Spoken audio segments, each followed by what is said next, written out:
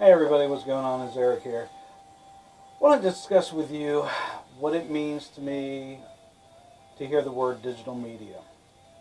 Digital media to me is a broad spectrum or a broad stroke on a canvas.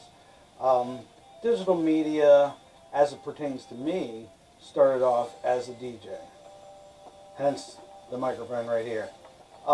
It started off with a passion for music, obviously. Um, and through a friend of mine who I had been nagging for several years to go on the air, Mr. Scott Savage, he made that dream possible. Through that, I accomplished many great things. Um, I took digital media a step further in the sense that not only was I on the radio, not only was I interviewing such artists as Artifice, Screaming for Silence, Silvertongue, 1818, uh, 16 Cylinder, hopefully soon Another Lost Year, bands like Amaranth, Dark Tranquility. All those came possible through my love of music, obviously, but through starting somewhere. Um, I started on the DJ side of it. I had tried to be a struggling musician when I was down in Alabama with my band Less Than Zero. Rock on. Um, but inevitably, there was just something more that I wanted. I got into the DJ side of it, and of course, I started with a mobile DJ company, just playing parties. But in a sense, it was honing my craft. Being in front of rooms of anywhere from 100 to 350 people or more, doing street parties, just getting familiar or comfortable behind a microphone and familiarizing myself with all the music that was out there. Because again, if you're a music lover, you have to focus on music beyond your basic wheelhouse. I'm a metal guy. Always have been, always will be. My first albums were Kiss, Black Sabbath, Iron Maiden, things like that. So my heart, my love is metal. So for me, it was an eye-opener. It was a learning experience. From that, like I said, I jumped on the radio. Had I been on the radio? Yeah, in interviews, but never physically a one-on-one basis or talking to several millions of people through digital media, reaching as far out as Southern America, Indonesia. Have I ever been to those places? No. But it just goes to show the realm that digital media provides. You don't have to be a DJ if you don't feel, if you're not comfortable with talking or coming across the air, because like me, I kind of have like a nasally, somewhat whiny voice. You don't have to be on the radio. Um, there's other avenues that you can go through. Digital media also means photography. I've started that. I've jumped in with both feet. I know the boss at Side Stage tells me to start small and grow big, but I figured I'd just jump in the deep end, and I started off with Asking Alexandria show. Really knew nothing about shooting a live show or a club show, and I jumped in with both feet and moderately have succeeded. Still learning quite a lot. But then I also, through an idea of another mutual friend of mine, Jerry Perry, mentioned that I should maybe start penning some of the interviews or transcribing some of the interviews that I've done so that it can go to print. And it was through that that I opened up even more doors. Um, Giving myself the opportunity to work with such artists as Miles Kennedy from Alter Bridge, to speaking with the guys from Gemini Syndrome and Nonpoint, having interviews with Johan from Amaranth, and the list goes on. So the potential is great out there, but it does take a lot of work. It does take a lot of sleepless nights, it seems, at times. Um, but the benefit is definitely the reward.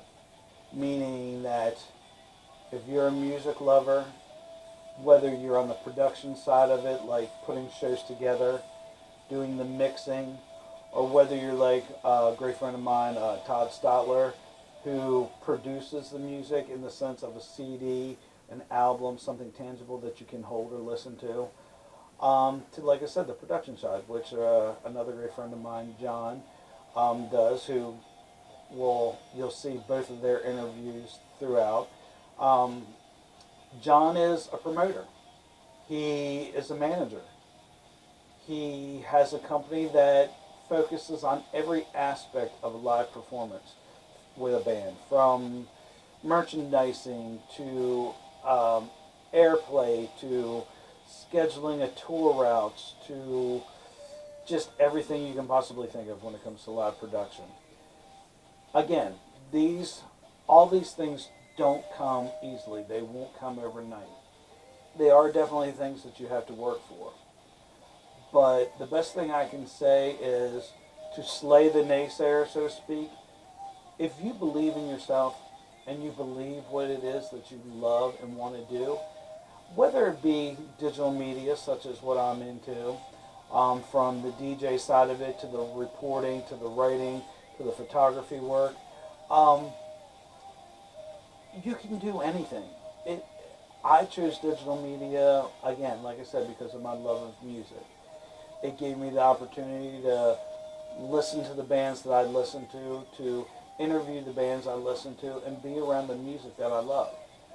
But it doesn't necessarily have to be just this. I mean, anything you are passionate about in life, as long as it's beneficial and it doesn't hurt you or harm anyone else, my greatest advice to you is don't sit by and just say, oh, I should have, or I could have, or I wish I would have. Get out there and do it. Jump in with both feet, or step in and just get your toes wet. Some people need full immersions into what they want to succeed. Other people like to take it easy and build into it. It's totally up to you, totally what you feel comfortable with. But again, I can't stress enough, don't give up on what you believe in. Don't give up on what you're passionate about. Those things are what make you a person. Those things are what will make you succeed in life. And it's only you who can do it. No one else is going to do it for you. And like I said, along the way you're going to meet a lot of people or a lot of opposition. But if you believe in yourself and you believe what you're doing, I promise you, you'll succeed. Other than that, I really don't have much more. Show you a little bit about the lay of the land with what I do. And hey, that's my take on digital media and what it is that I do when it comes to digital media. Feel free to hit me up. All over Facebook. It's Eric Littman. There's 2 different Facebook pages. There's my pages for Extreme Metalworks, my E-Rock page. So believe me, if you want to talk, if you find something interesting that you would like to talk about, or there's something interesting that I may have briefly touched on that you may say, that'd be kind of cool to get into, hey, hit me up. If I don't have the answers, I will find somebody, I promise you, who will. And you never know. This could be the steps into something that propels you into an area of your life that you never thought you would have. Or maybe that you never even realized you were capable of doing. So believe in yourself, stay focused, work hard, and believe me, it'll come. It'll be yours. It'll be yours to treasure and hold on to. Good luck. Talk to you later.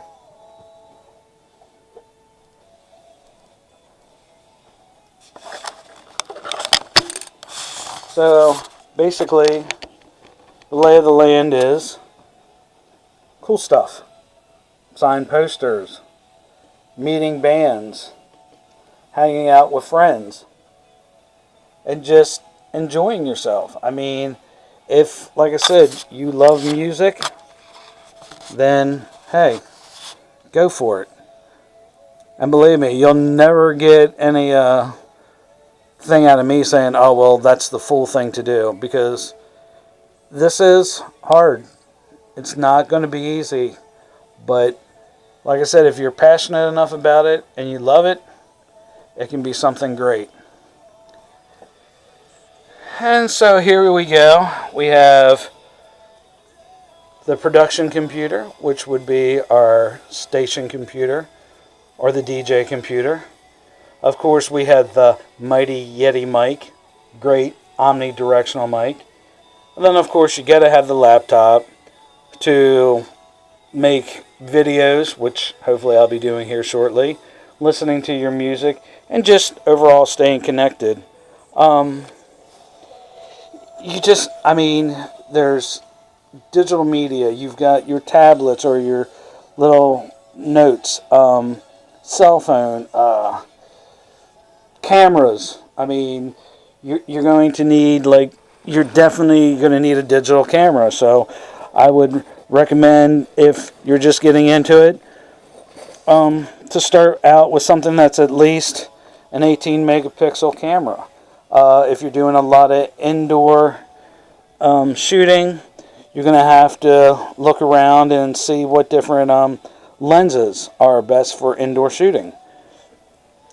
There's little tools and tricks of the trade, and yes, of course, we have to have the lava lamp. You always got to have a lava lamp. And like I said, the desk is not much more than any other DJ desk would be. So, hey, all I can do is promise you that it's fun, you'll enjoy it, and I hope for everyone for the best. Like I said, always hit me up or hit Todd up or my friend John, and hey, any questions you got, we'll be more than happy to try to find the answer for you if we can't answer it ourselves. Until then, like I said, peace, enjoy, and thank you for allowing me to cut into a little bit of your life.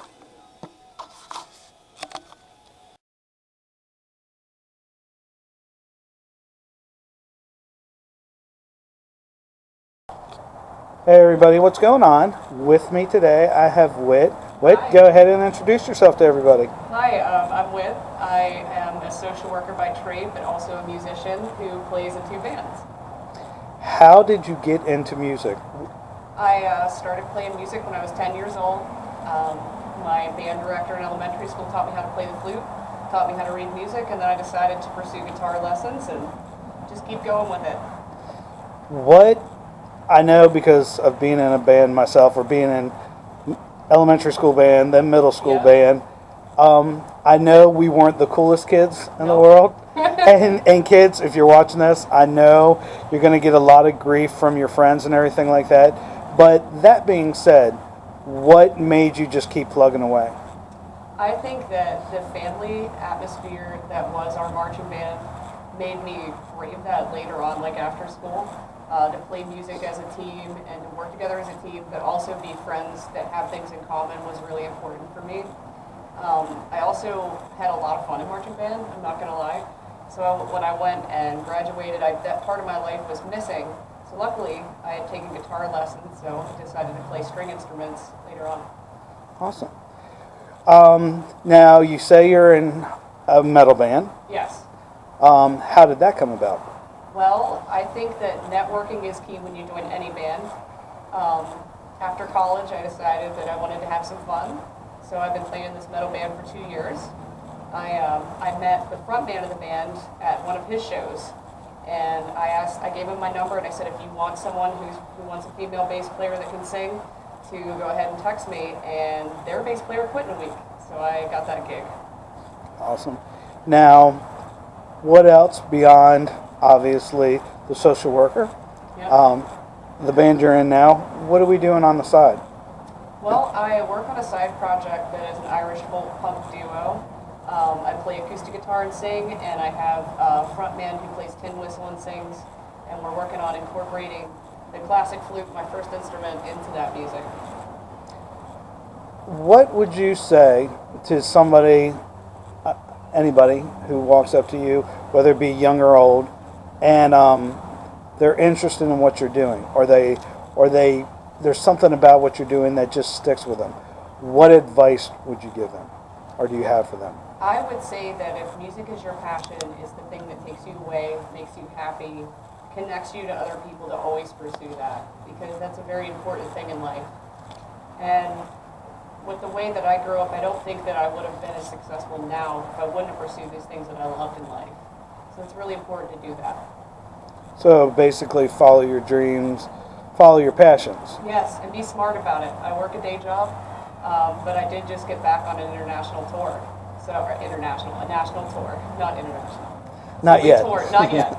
So we went all down south, Texas, Missouri, Mississippi, just through everywhere down south to tour, and it was a lot of hard work, but it was a ton of fun.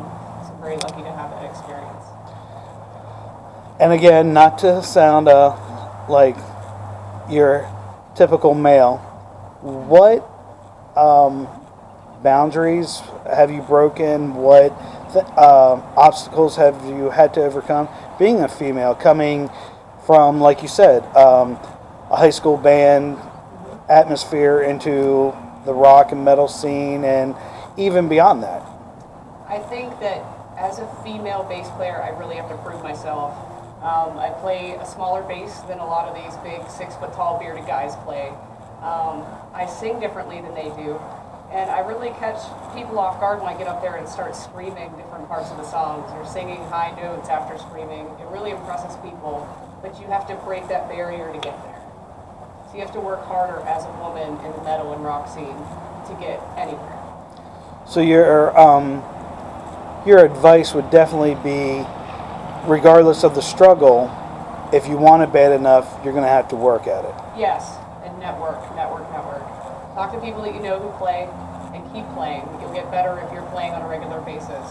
So.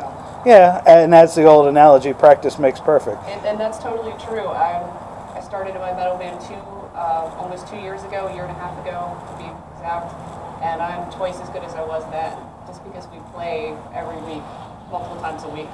And I know, coming from a drummer standpoint, I know a lot of people say, well, all you do is you beat on things. Well, believe me, as a drummer, there was a lot of stuff that I didn't realize growing up. And starting literally in my elementary school band in 4th grade, all the way through 8th grade, it was just like, oh my God. It gives you that sense of empowerment that a lot of people sometimes get lost without. Yes. Because it gives you focus. Yeah. And it's something of yours. Yeah. It's something that you can literally hold on to. And you can create, and I will say one of the proudest moments of my life wasn't getting my degree. It was a very proud moment, but I think something that was really proud for me personally was listening to myself on the first demo I've ever been on. That was really exciting. When you see your name on the demo and you listen to it, you listen to that hard work, it's a kind of achievement that's different than other achievements. Okay. Lastly, any last message or words of wisdom? I would say that just follow your heart and be realistic and work hard, because those are the things that matter. If you can follow your heart and still work as hard as you can to get somewhere, that's what you need to do. But never forget what is your passion. So never let that go. Okay. Well, thank you, Whit. And like I said, if you all need to talk, hey, I'm sure you can find her on Facebook. I'm sure she'll be more than happy to sit down and talk with you. Yeah. So again, don't get discouraged. If this is what you want, you got to fight for it. Yes. But fight for it. Take it. Go all the way with it. But enjoy yourself. Yeah. That's the biggest thing. Enjoy yourself and just keep on driving. Yeah. Again, thank you, Whit. You're welcome. And we'll talk to you later. Hey everybody, what's going on? It's Eric here. And with me today, I have John from American Music Entertainment Group. Make sure I get that right.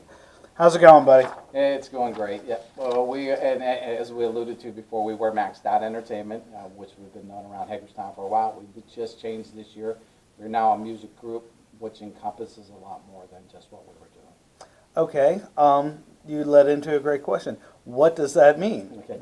It means we now manage bands, we book bands, we plan tour routing, we're into merchandising, design, poster design, and videos, little things for promotional that we can Okay. create. So we have a lot more people that are underneath us now, magazine companies, Okay. and booking agencies, so and record labels. That's always nice. Yeah. The kids that are looking at this, the first question they're going to ask is, "That's really cool. How do I get into something like that?" Where did your history start? My history started in playing in a band. Okay. So, and in playing in a band, you run into the, hey, we're going to tour this weekend. We were a weekend touring band. We worked during the week, and we wanted to go out and play a little more than our hometown. We wanted to get out and play. I'm from Pittsburgh, so play in the area in Pittsburgh, you can get played out pretty good. So we wanted to travel to Ohio, to Virginia, to Maryland. Weekend warrior gigs. So what happened was couldn't find a booking agent that was just willing to book for a couple days, a Okay. couple tours. We found a lot of bands like that. One of the bands that we started working with was Silver Tongue. They wanted to do the same thing, get a little far outside of home, but not too far. So we started booking our own gigs, started booking our own tour routes, and calling music venues, and that need became a company. Okay. And then as a company, as we progressed, I got out of the band and got into the tour routing, tour planning, event planning, and made a business out of it. Now, is there any typical direction you would point somebody in if this was something that they wanted? Like, I know, I will just throw out a name like Full Sail or Sheffield Institute. To do what you're doing, is it all you learn by hand, or is it something that you already had previous knowledge with? You worked through it. You went to school to do this, or I did not.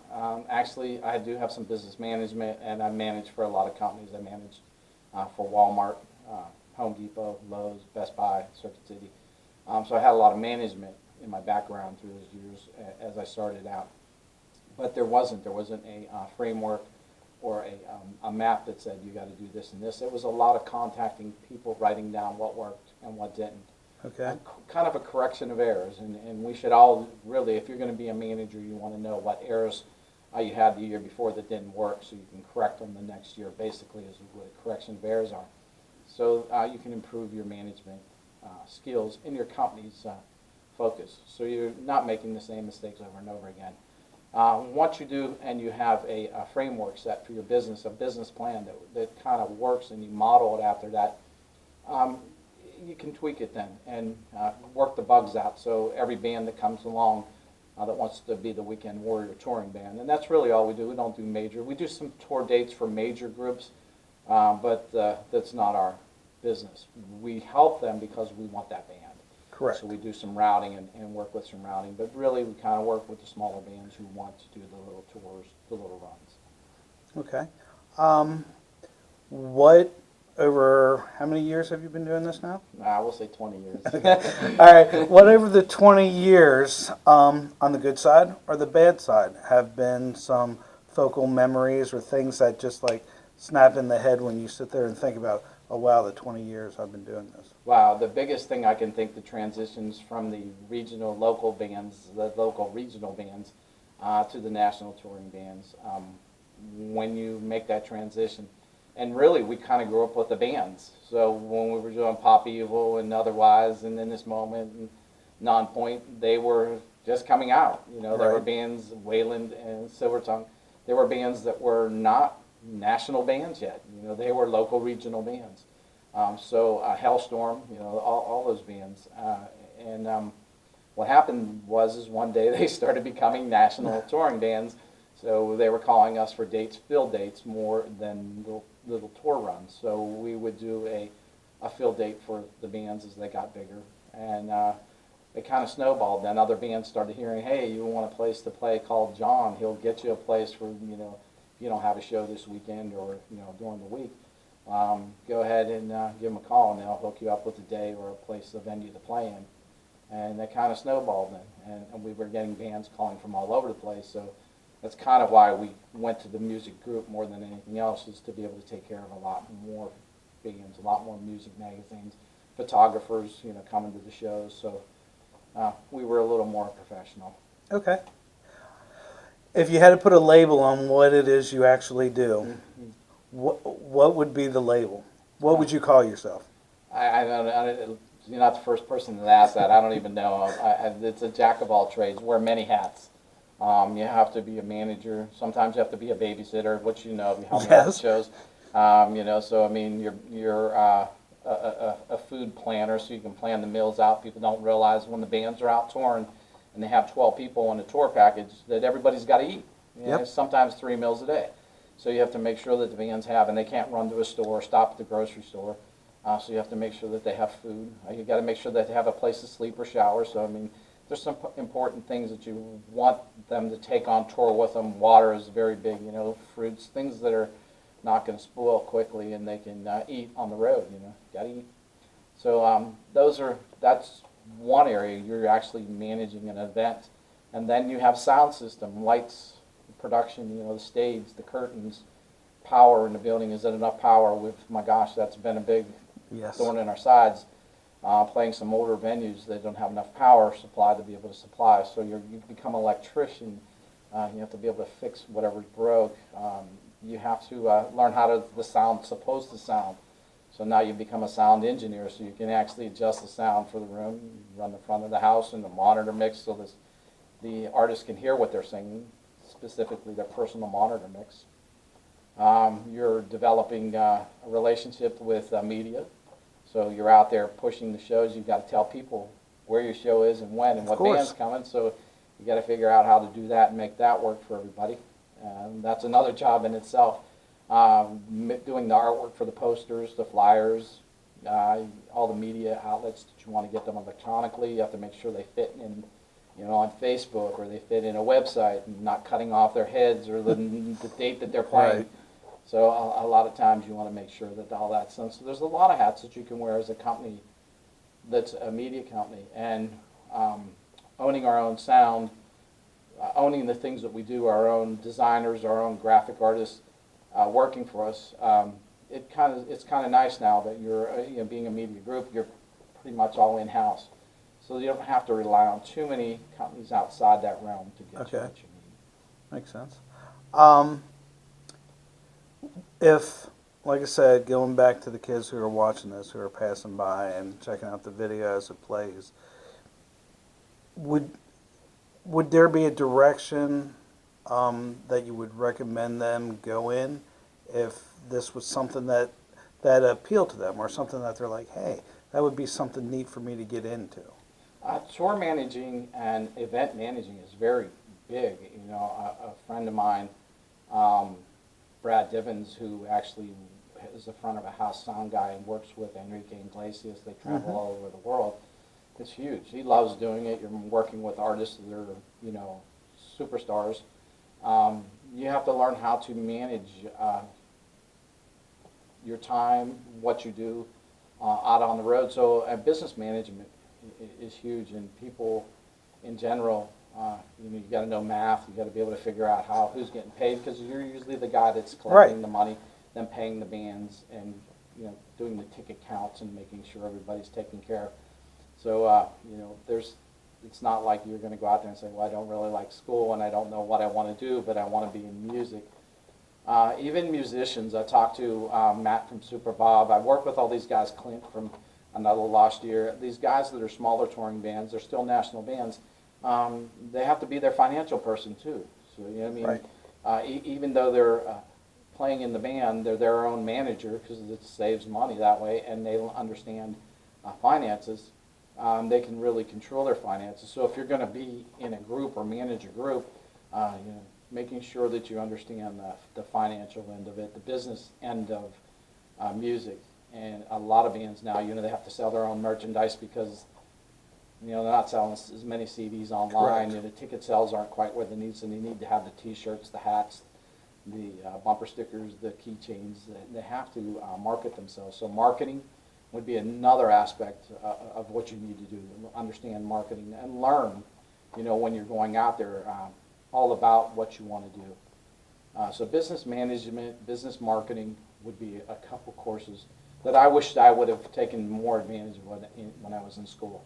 I didn't really know what direction I wanted to go in life anyways, and management seemed to always be a part of it. But back then I couldn't find a good management class or that met my need and that would encompass music. So, but there's a lot out there now, and schools offer all kind of business, and you can actually build a business plan and focus on the music industry. All right, and not to keep you because I know you got other things going on, setting up shows and running your own business outside of that.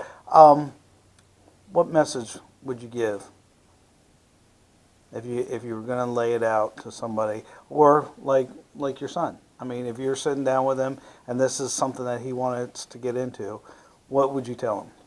He actually he hasn't expressed any opinion about wanting to get into the music business other than producing music. And producing music is really kind of cool too. You have to have focus, you have to have direction, you have to understand music, and you have to learn music too. It's not just you're going to go out there and I can't play any instruments, but I'm going to produce music. That's not how it works. You have to have some music background to produce music. So if you're going to be a music producer and you really want to learn music first, classic music is where it's at, where it starts. Learn the piano. Correct. And from my brother Andy was a great piano player, but he could play the guitar, the drums, and all that. And I didn't want to learn the piano, so I learned the guitar, and that was what I can play.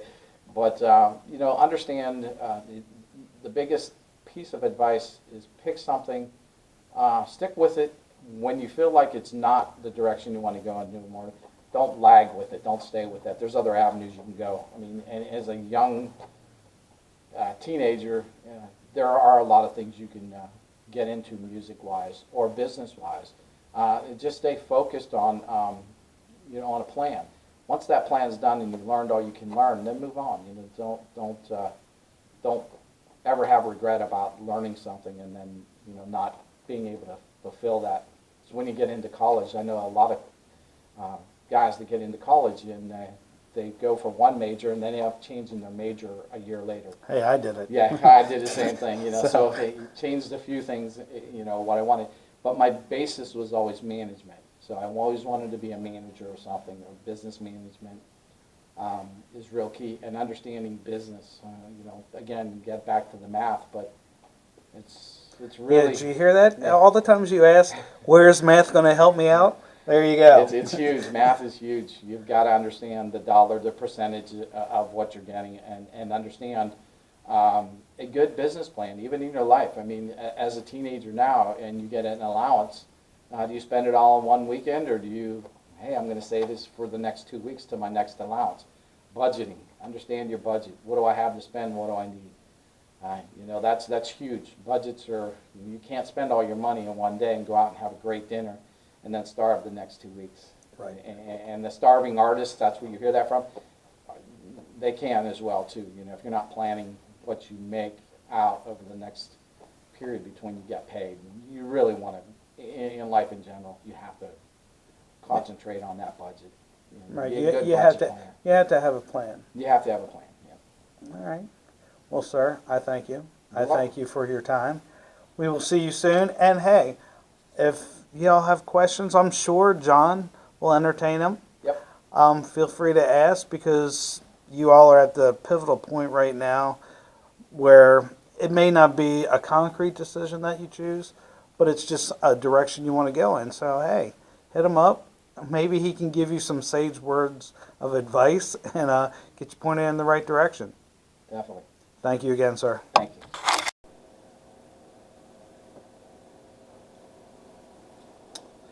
Oh, hello, everybody. I am sitting here tonight with Mr. Todd Stotler from Echoes Recording Studio. How are you doing, sir? Doing great, thank you. So, we're here today. We're part of, I am part of a career fair, and figured why not come down and speak to you, because as it comes to the music side of it, you're on the production side.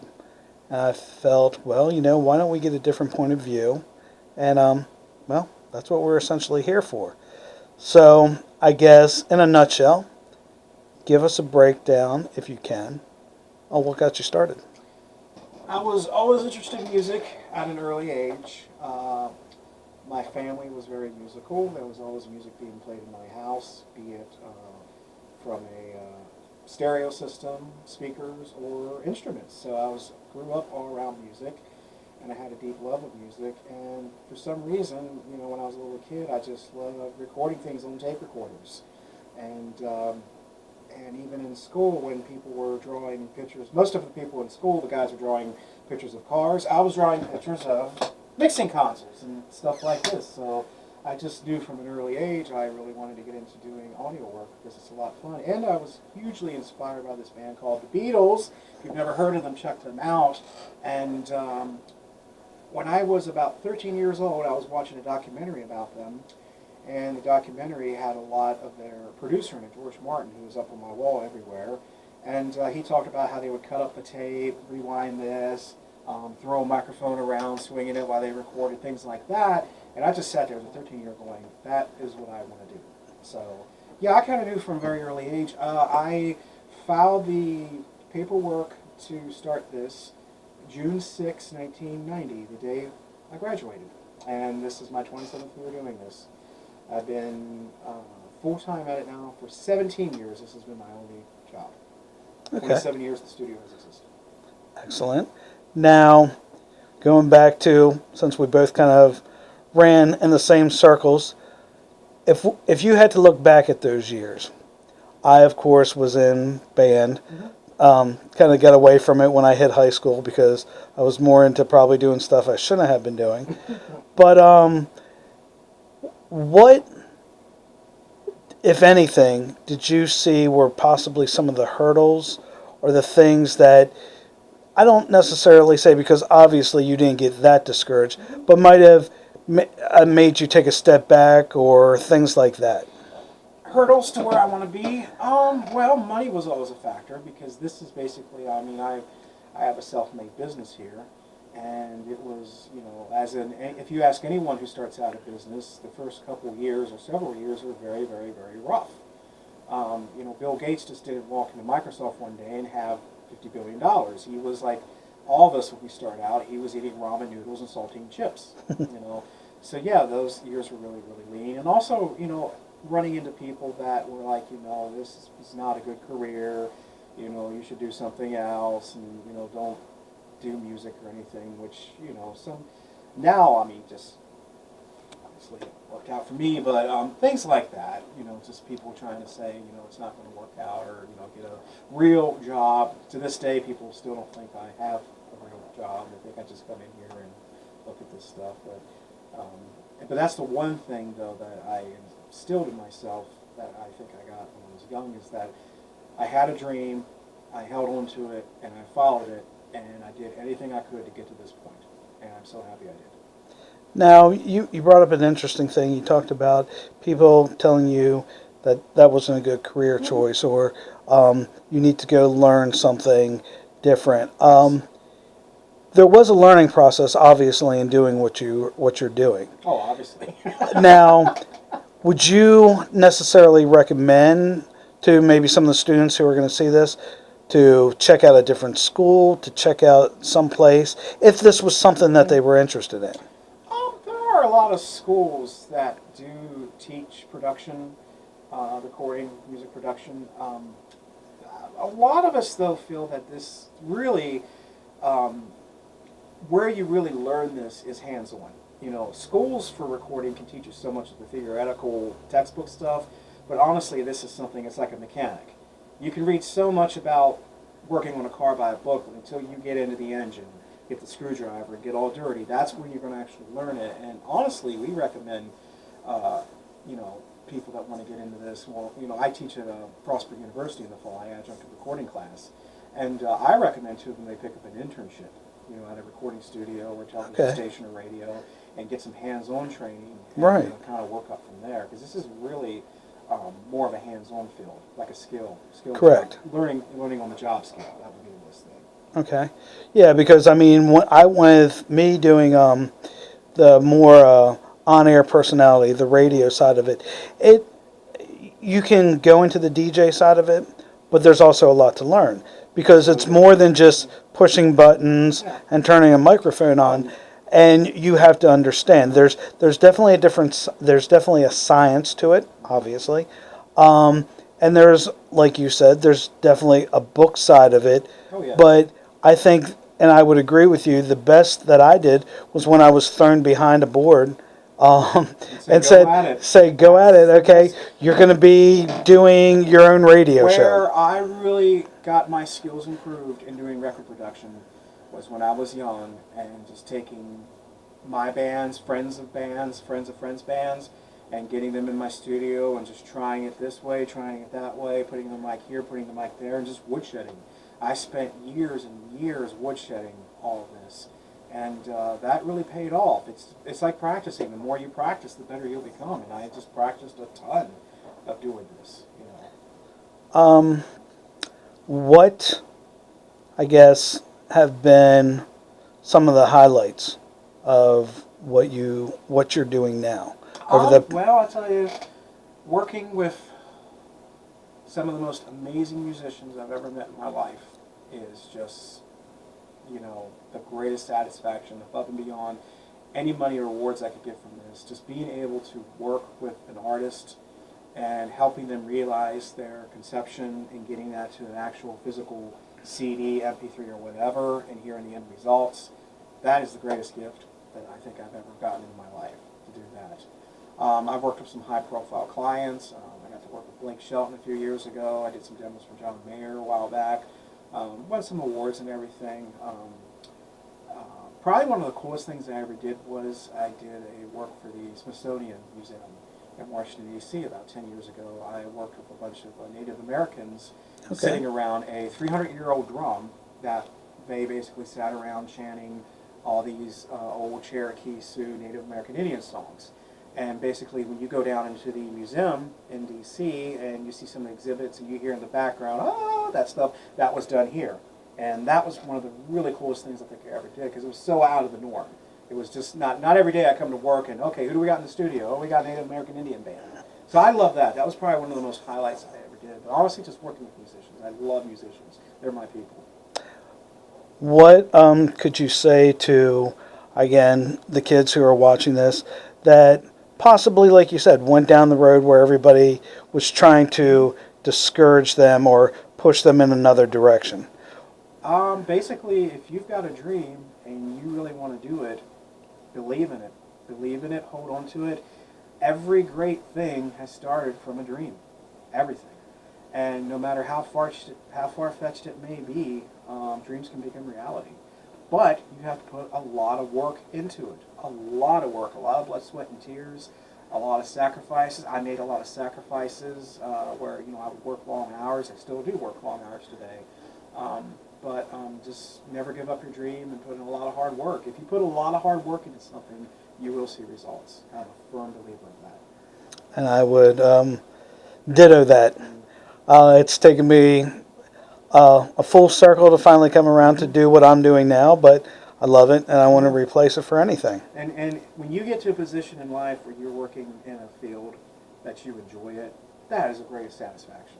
I mean, I love coming to work and showing up here, and a lot of people can't say that a lot, and we're I feel very privileged and humbled that I do have a career that I just greatly love, but I had to crawl and climb and get here. I just did not walk into this place one day and see this. It took me a long time to build all this stuff up, but now I have it, and I'm very successful, and I'm thankful for that.